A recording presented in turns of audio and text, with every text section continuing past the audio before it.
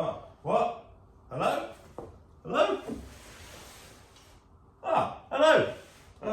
You're here. Welcome to another video from Cornish Surf Campers. The transporter is here. This is a full conversion, and right now I'm doing the diesel heater. Okay, so the van is here and I've started fitting the diesel heater already. Now, I started fitting it and I started stripping out the inside and then thought, hey, I should video this because first and foremost, I convert vans. And then I started doing this video YouTube thing on the side. So, like an idiot, I've already dropped the tank, fitted the pipework and actually fitted the heater up underneath and then thought, idiot, I should have filmed it. I've got pictures and I'll put them on now.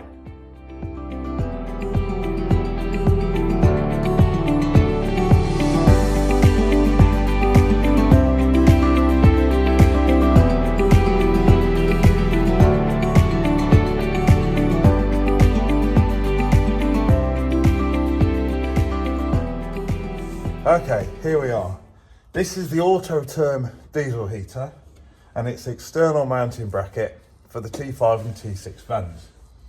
Neat little design, picks up on two holes here. So what I do is I put a couple of captive riv nuts in, like you've seen in the previous video. Put them into the holes in the chassis and then this bolts up. So that's where it fits. It's a really nice, neat package. Now, obviously there's plastic trays that go over here. So that's what protects it. And we then have to put the pipe work into the van. Now, the heat outlet pipe I'm going to be putting in later on because it depends exactly where the conversion is going to fit up to. So I want it to fit around that, obviously. The pipe that feeds air to the heater to heat it is here. Can you see that? Yeah, you can. Comes in there. It's going to go in there. All the wiring is already up. I've put, move you around. You can see there is the diesel pump, the wiring, oh dear, the wiring and the pipeline feeding to the heater. Don't know if this way, you can see that. Yeah, you can see that. So that's going to there. It's the wiring going to it, and then the wiring goes through this grommet and comes out underneath the driver's seat. Underneath the driver's seat, just here, you can see that's where the power cable is, this one. So we'll be feeding power to the diesel heater from the leisure battery. And the heater controller, this cable will go to the control system for the heater, the display panel you'll see inside. So that's there in. What next? Well, now all of this needs to come out because it's been insulated previously, but we're going to put a bit more in. And I've got to do some wiring and get the conduit from there, because the leisure battery is going under here. Reason the leisure battery is going under there, not under there, is because the customer has got a subwoofer. I'm moving that to underneath the driver's seat, because if it stays underneath the passenger seat, we're going to have to lift the passenger seat on some spacer rails because we're having a swivel on there, and it doesn't want to lift it too much. So we're going to swap the subwoofer under there. Leisure battery fuse box is going there. Okay, update time. Number one, it's January and it's nice weather, so I've opened the door. Number two, the heater is now pretty well fitted. All I've got to do on the heater now is put the outlet pipe on. But I'm going to be doing that until the actual interior is converted, and that is several weeks down the line. I think what I'm going to do now, because I've put the conduit pipe in, which goes from there under the driver's seat and to the where the battery is going to be going. So that's going to have like all the cables for like your lighting, the fridge, the outlets, power outlets. I can now, and now I don't need to go underneath again, get the van back on the deck, because The next major job is putting that on.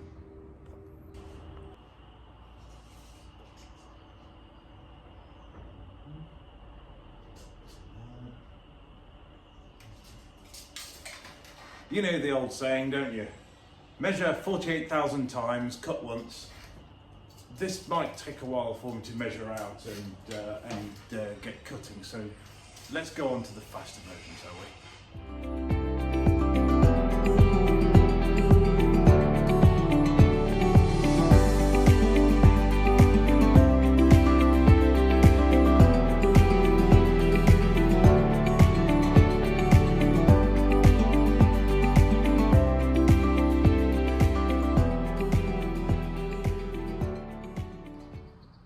Now, one of the most important parts when cutting out a roof, the highest point of the van, possibly I'd say as important as getting the measurements right, is protecting the bodywork. What you don't want are loads of tiny little bits of metal flying all over the bodywork, because even if you wash it off, they don't all get washed off, and then you end up with tiny little rust spots all over it, which could absolutely ruin the look.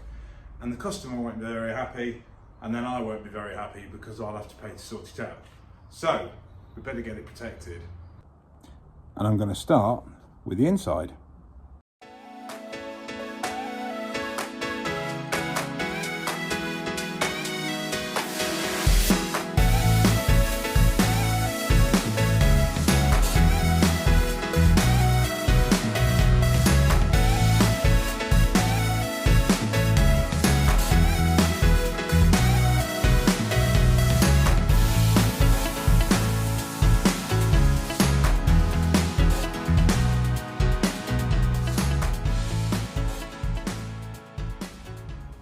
Kind of reminds you of that scene from the movie Snatch, doesn't it? I am an horrible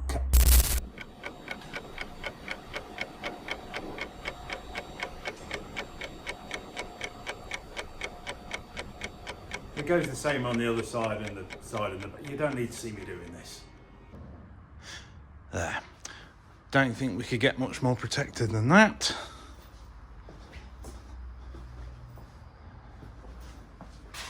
This is going to save any risk of any bits of swarf getting down onto bodywork. Right, let the cutting commence.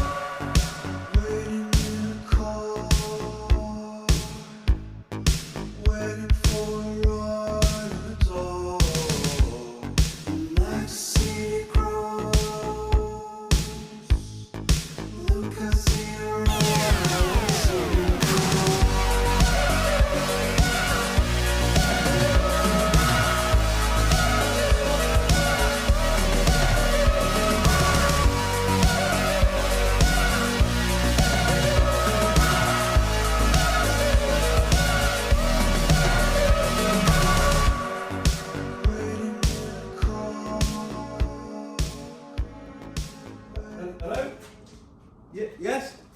Yeah, no, all good, yes. No, I'm just working on it now. Yes. Right?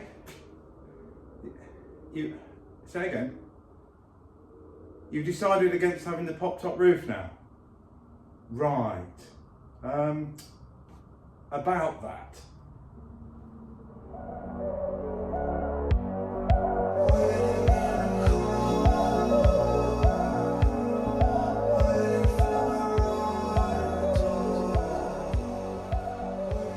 So now the roof strengthening frame has been slid in, It's currently held on by clamps.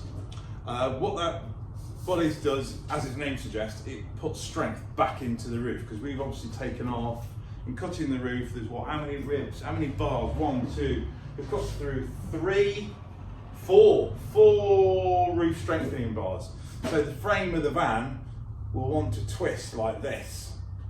So this puts the strength back in, and to do that, I've got to get it into position and start drilling for rivets, so it gets riveted and bonded. So the next job is for me to get into its final position, drill a couple of rivet holes, put some rivets in to hold them, same at the front, and then go through, drill all the rivet holes in, drop it down again, clean all the swarf out, put the adhesive on, squeeze it up and get riveting. It is riveting, isn't it? I'm riveted. That's bad, that's bad. That might not even make it to the cut.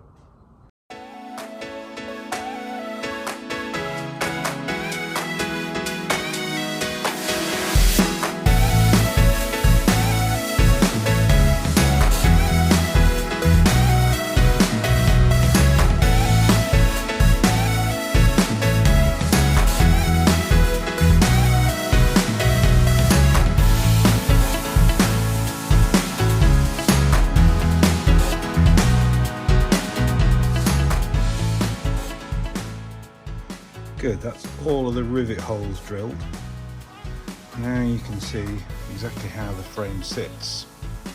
So I'm going to put on some mastic, stick saw, all around this frame. Clamp it back up with these clamps, making sure the rivet holes all align, and get riveting. No more riveting jokes now.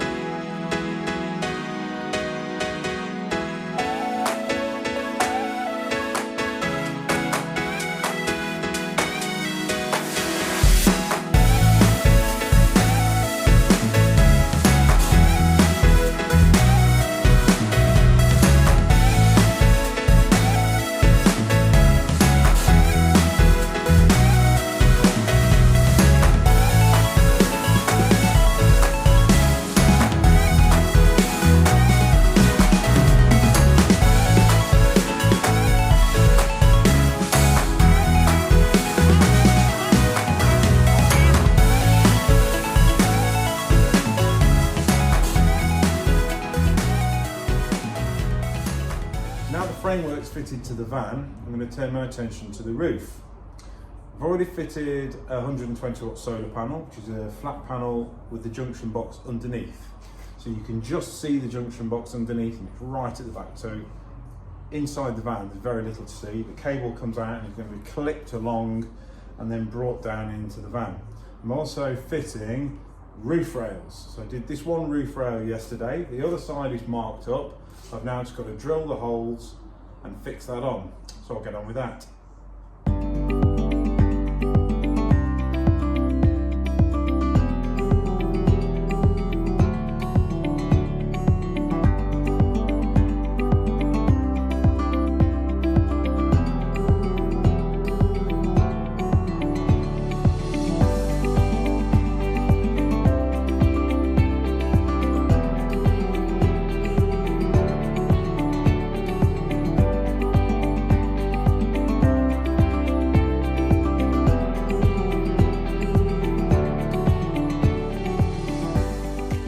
Rail kit supplied by campervanparts.co.uk. They've got a couple of different types of pop tops. Types that are designed to go with the bolts coming through and protruding inside the living area, so they've got a neater nut. These ones are designed to come on the outside, so these bolt up in between this space here and where the tent comes down. I'll show you. That's the rail fitted on the top. Put a little bit of sealant around each bolt where it goes through, just to stop any water from coming around there. The sealant put around each hole before putting this on as well. So underneath, there's the washer and the nut, and there are 8 of those. So as you can see, they fit on the outside of the tent. Now that job's done, time to get the roof back up in the air on the hoist, get the van in and fit the roof to the van.